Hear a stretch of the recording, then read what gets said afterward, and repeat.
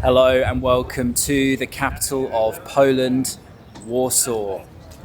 I am here after making my way from Krakow and I'm starting this video showing the best of this city in the old town Where Else, which dates back to the 13th century. And there's lots of colourful buildings all around here, but just 80 years ago, this city was nothing more than rubble, absolutely destroyed at the end of World War II. It was completely devastated as the Nazis blew up everything on their way out and years of communism followed. But today, with a new spring in its step, Poland is one of the most livable, affordable and civilized places you can find in Europe today. A really impressive place to be living and to also explore. It's an underrated city.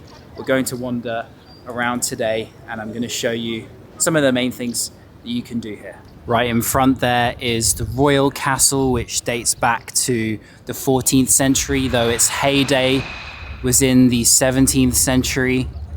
And you can see how many of the buildings today in the old town are colorful and textured. Very pretty, but not like Krakow, where they are mostly the originals.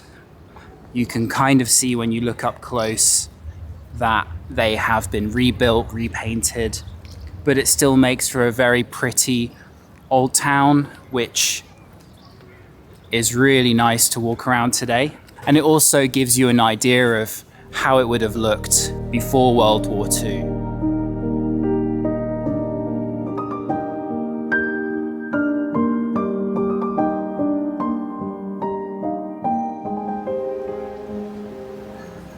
Making my way through the streets filled with cafes and souvenir shops from where I started the video, and we'll reach the main old town square, the loveliest, which dates from the 13th century, with a statue of a mermaid holding a sword in the middle, the symbol of Warsaw. And you can see the beautiful buildings and colors, all rebuilt, of course, but still providing a taste of the past. Warsaw's Old Town Square is much smaller than Krakow's as well, and much less busy, to be honest. I think most people in Warsaw go to cooler districts to hang out.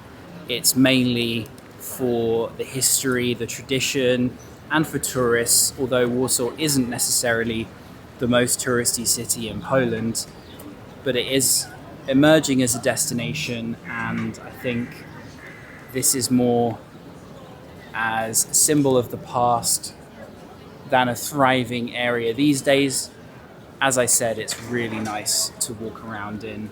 At the other side of the old town is the Barbican exit. Red brick and beautiful views,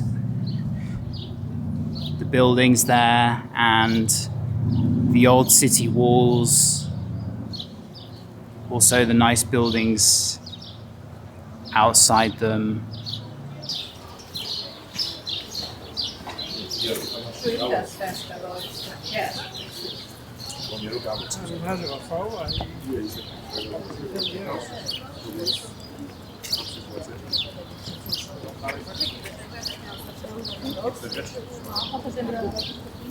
After exiting the walls of the old town, we're in the new town. Look how empty and quiet this street is here today. It would have been thriving pre-Second World War, but today there is an eeriness, although beautiful, about the restored new town. Even though it's called the new town, it's still older buildings based on what it looked like in the past. There's this feeling of looking back into history.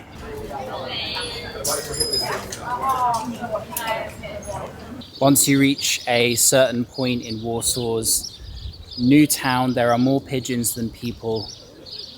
Everywhere is quiet, the streets are empty.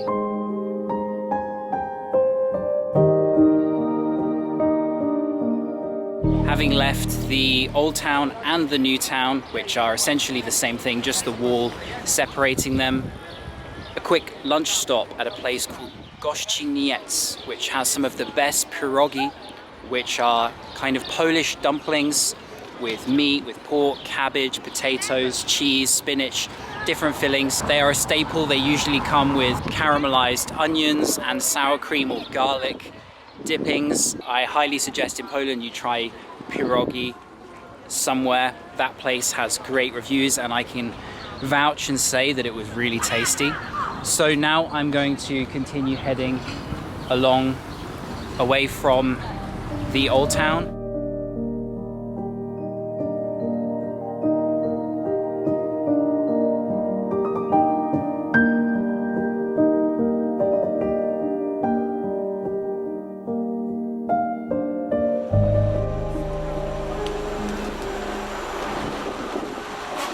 Heading down Nowy Świat.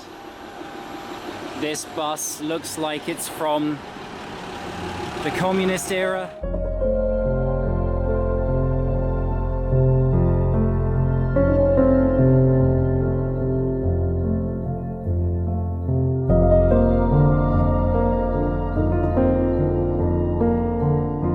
I'm now here at a very historical part of Warsaw, which is ironically behind a lot of the new built skyscrapers shining above in the banking district. And Warsaw has been, as I said, almost completely rebuilt. And right here is the entrance to an area where a part of the Warsaw Ghetto Wall remains standing. Pictures of Warsaw as it was. Jews were forced to wear armbands, letting everybody know who they were, and it was an area which contained the Jewish population. 500,000 people were forced to live in squalid conditions during World War II under Nazi occupation.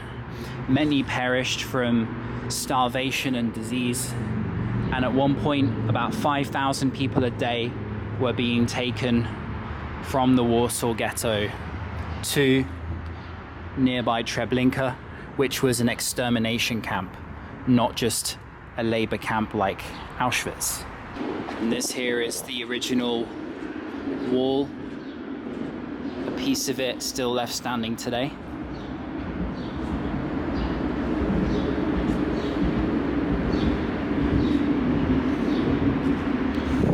Stones left like you see on Jewish graves.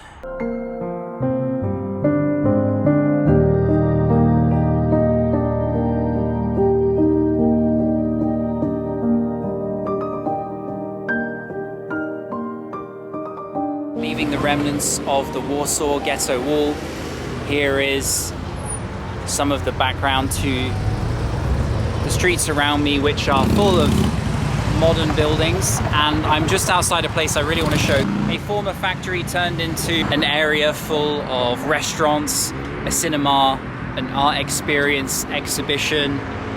This street was actually voted the best in the city.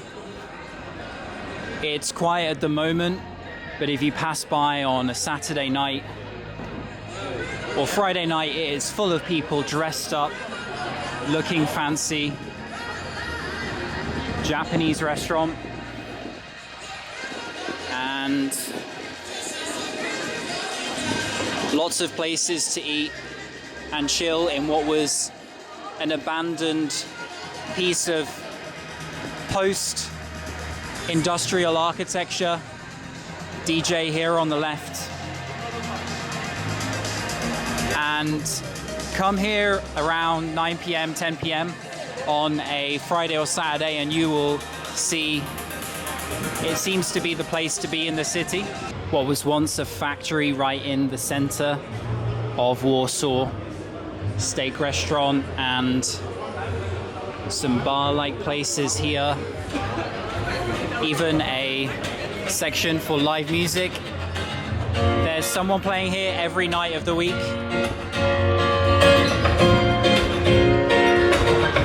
It gets absolutely packed in here. I've seen it a night or two ago, but I didn't have my camera with me. Spanish food.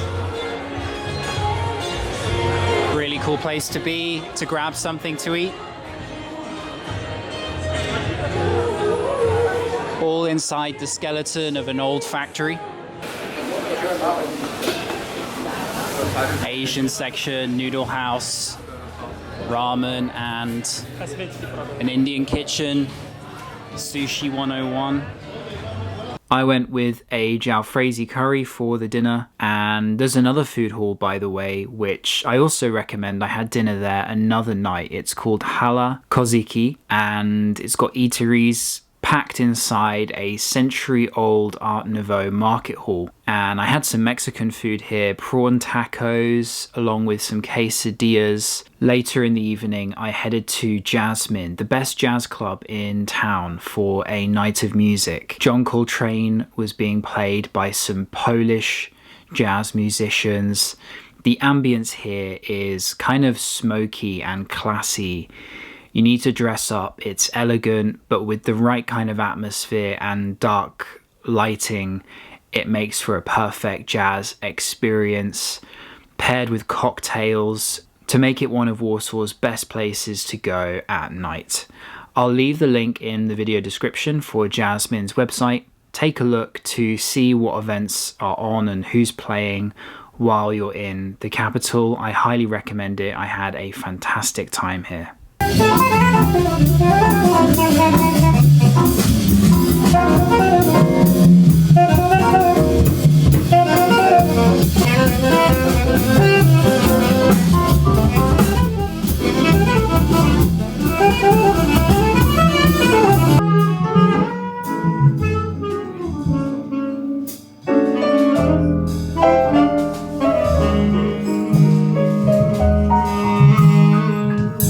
During my visit to Warsaw, I stayed at Focus Hotel Premium, which is a new-ish property near the airport, which was really impressive. So this here is my room at Focus Hotel Premium, Warsaw, and we've got a little coffee machine here, the double bed and sofa, a nice welcome card, some welcome fruit, an Al Brut TV, and a desk, really helpful. The ensuite is just here. A modern, slick design near the airport. Great value for money considering what you get for the deluxe room here. Views of the neighborhood. Just a few minutes drive from the airport. It's in a very convenient location if you've just landed. The hotel also has a sauna. There's a pool down there. Breakfast is included. And I'll leave the link in the video description if you're interested in staying here. The hotel features a sauna and gym, along with a really good breakfast buffet that has a wide variety of options. The link is in the video description, and I really enjoyed my stay here. It was top notch. Poland's capital is home to many parks and green areas, but this may be the grandest of them all, the Royal Baths Park, commissioned by royalty, home to palaces and Chinese gardens, cafes, places to play sports, and it's 76 hectares. It's enormous. You can spend hours here chilling and relaxing. The park here was originally a hunting grounds, which was founded by King Stanislaw II in the 18th century, and since then it has grown into a large area covering more than 76 hectares. And so if you only have time to choose one park here in Warsaw, then this would be the best choice. Passing through, and one of the most interesting spots in the park is the palace on the water, just sitting there. It's a really scenic and beautiful spot, and there are different bridges where you can view it from too. While walking through the park here, I wanted to talk a little bit about the camera that I'm filming this video on. This is the Sony ZV-E10 II, and they've kindly loaned me this camera to try it out and film a couple videos here in Poland on it. And so far I'm really happy with the quality, the easy usability of the camera, and the crisp close-up shots. It does 4K as well as 1080p and is great for walking and talking. You can see the background here is nice and colorful. This is currently being filmed in 1080p, and the wider shots, the more scenic ones, are also coming out really nicely. I'm using Sony's microphone on the top too, which is much smaller and compact. It also draws less attention than some larger microphones that I've used in the past.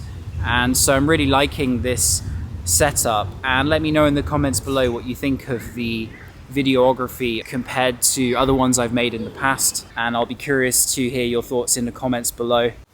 Entering into the Chinese garden, added in 2014 to the park. It has a pavilion here,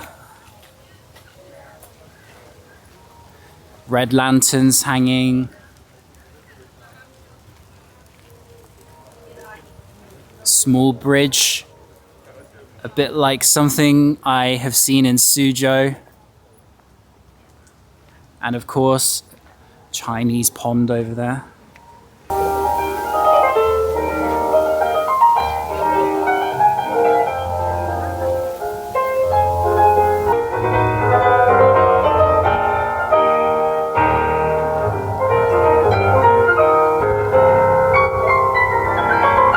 If you end up visiting the Royal Baths Park on a Sunday, make sure you come to the shopping memorial here at 10 AM and 4 PM every day. There are hour-long piano concerts, and there are probably more than 1,000 people here.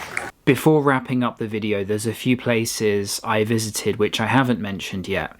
The fully interactive Copernicus Science Center is both a really fun and educational visit. With over 1 million visitors a year, it's also incredibly popular, so book tickets in advance if you can. There's also a planetarium which has multiple screenings each day. I also want to highlight a Polish Michelin star restaurant which really impressed me. It's got affordable prices and it's called Muzelna. It's within the main building of the National Museum of Poland and serves excellent bistro-style food. Fantastic service, highly recommended. There are of course other places in Warsaw which I didn't have time to visit, but might be of interest to you, so I'll just name a few of them. The Palace of Culture and Science is a well-known building which stands out in the city centre. It was a gift of friendship from the Soviet Union and completed in 1955. It dominated the capital's skyline in the 20th century, and there's a viewing deck where you can see Warsaw from above. There's also the Polin Museum of the history of Polish Jews. There's the shopping museum dedicated to the pianist, and also Wilanów Palace if you're prepared to go far enough south. Thanks again Focus Hotel Premium for hosting me in Warsaw, and another shout out to Jassmine, the jazz club, which was a wonderful night. And thank you to Sony too for teaming up with me to help shoot this video, and stay tuned for the next video from Poland in Gdansk, which is on the north coast on the Baltic Sea. So I'll see you in the Gdansk video. Cheers.